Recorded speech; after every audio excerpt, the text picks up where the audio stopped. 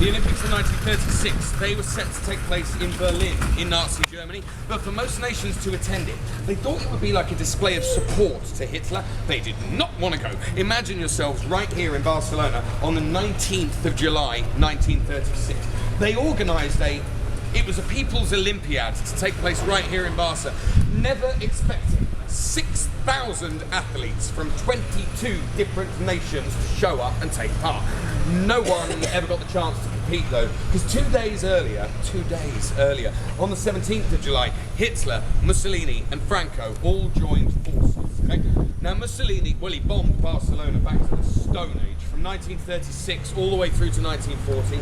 Hitler, he lent Franco his air force, the Luftwaffe. They were put on loan to Franco to move the Spanish forces from North Africa up into central Spain. Franco's rebel troops start kind of marching into the city, and the Navy points all of the guns straight at Barcelona. And as you can imagine, well, panic broke out. I mean, there's not a lot of democracies left in Europe in 1936, so for any of these athletes to just go home, that it wasn't an option. It would have been tantamount to a death sentence because of the politic. So instead, you're going to love this, they chose to stay here and fight.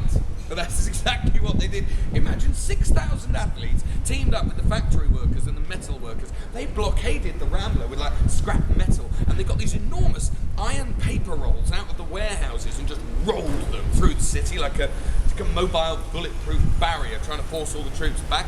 Trouble was, all the troops had been lied to.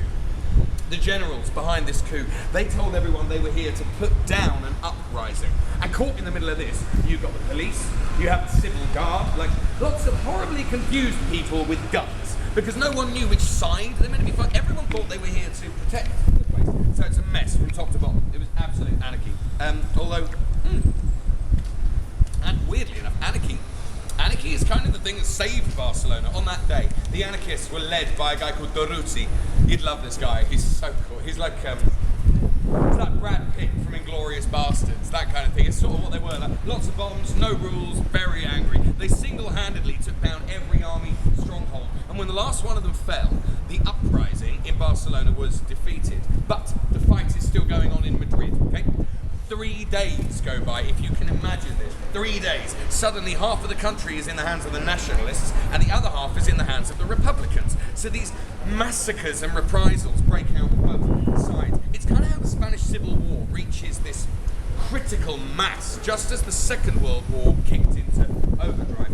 And the government here, well, they freaked out, understandably. They fled Madrid up to Barcelona. But when the fascists encircled the city again, they joined the refugees and the anarchists marching over the mountains into France, okay? But that was the France that was trying to contain Hitler at the time. And so instead of sitting around doing nothing, they joined the French resistance. Like, they taught them how to fight dirty. They were on the beaches of Normandy with them. They were actually the troops who liberated Paris in 1944. And the whole time, they just kept saying, please don't forget Spain, because there were fascists there too. But by the end of the Second World War, I don't know, the West just seemed to unanimously decide not to carry the war back to Spain, and that they could just kind of live with Franco. And then they did. And under Franco, oh God, this place died a death. He banned their national dance. Bastard. It's not the end of the world. Their national dance is fucking weird. But then, have you ever seen it? Yeah, they stand in a circle. It's called La Sardana. Stand in a circle, and they have short sections of long steps which go around in a circle, and then they have long sections of short ones which go in and out. And one man's job, I want this job, it is to shout out numbers. And according to what he shouts out, the band change what they're playing, and these guys have to change the number of steps. No one, other than this one man, seems to fully understand the rules, and he's just there going 12, and they all go, it's like 7.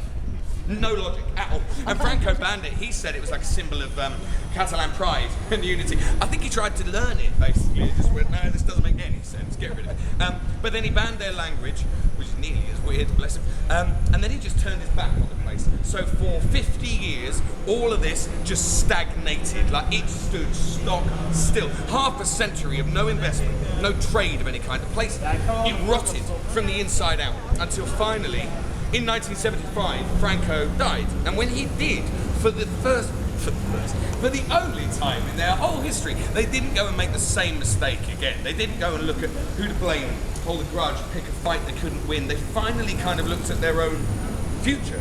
But still, if you had been alive in Barcelona in 1975, it would have been, God, unfathomable to think that, 17 years later, not only would Barcelona be thought of as one of the key hotspots of Europe, but they would host the Olympic Games. It was not on the cards. This place was devastated. Somehow, they pulled it off. And obviously the 92 Olympics were nothing short of incredible. And Barcelona kind of reinvented itself yet again. What's the time, somebody?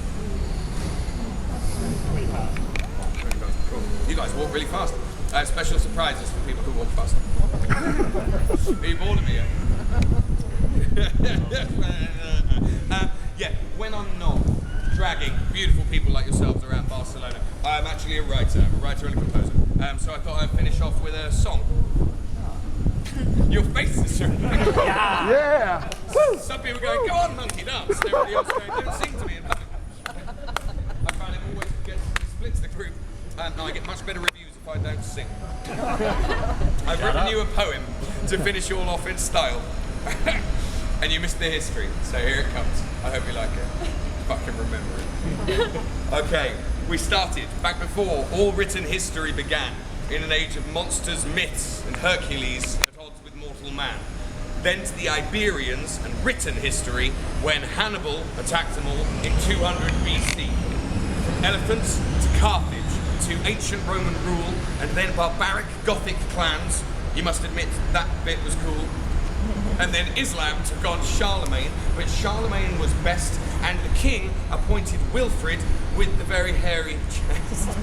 I didn't say it was a good poem. So then the glory days of Aragon and a string of mini wars. They built an empire while Castile were fighting off the Moors, but their luck was not to last. The bloodline died shortly after, along with poor King Martin. That's the guy who died from laughter. So a string of bad decisions left this place in disrepair, like telling Christopher Columbus to go find your cash elsewhere. And then a crumbling economy among their growing fears, and then the whole of Europe went to war for 30 years. So they sided with the French. Foolish move, it's fair to say, because according to the Catalans, the French just ran away.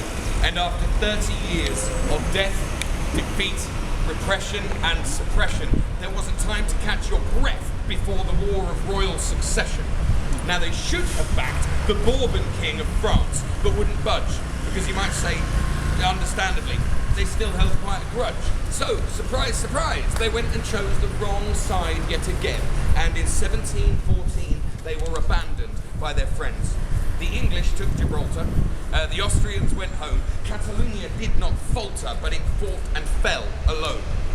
But they had a lot of patience, because then they had to wait 100 years for their renaissance. And in 1888, they held the Expo. They built La Rambla and the park of the Ciutadella and the statue of Columbus, who is quite a famous fella. It gets much worse. All of that was soon to be forgotten in the cruel and crushing face of fascist forces and Francisco Franco's rule. And I'm sad to say, for 39 long years he stayed alive, until November 20th, 1975. So 17 years later, the brand new Barca's world debut in the 25th Olympic Games in 1992. And who'd have thunk that 23 years later, we'd be buddies, and you'd come on the tour and hear my stories and then give me all your money. You'd all immortalise your memories of this day with 5-star reviews on tripadvisor.co.uk. It's fucking shameless, isn't it? Right, what's it all about? Is there a message I can mention? If there is a theme to Barcelona, then for me it's reinvention. Like through every age, every invasion, every destruction and decimation, it reinvents itself. And this is just today's reincarnation.